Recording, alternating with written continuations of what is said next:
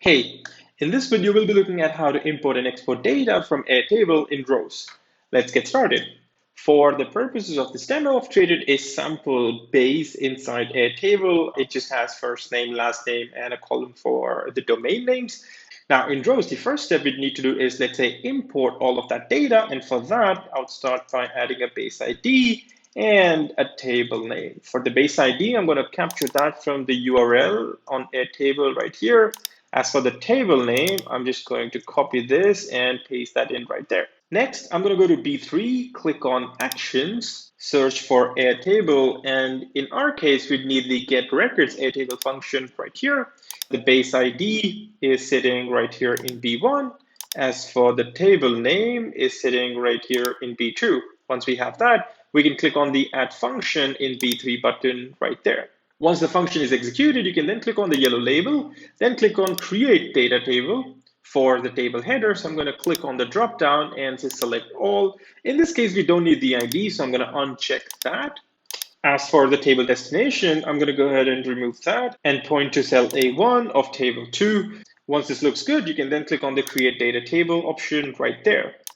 Now, let's create another column for email, and let's find these people's email using the find email function right here. The first input is the domain, next is the first name, and finally the last name.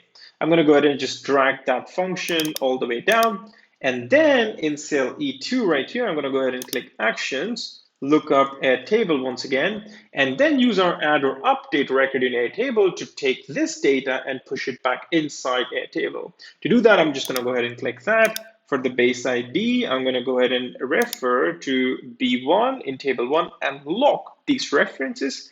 I'm going to do the same thing with table name right here. As for the first field, I'm going to go ahead and reference that to the first name and lock that, as well as the value, which is in A2. I'm not going to lock this reference so that when I drag this formula down, it would take the values from subsequent rows.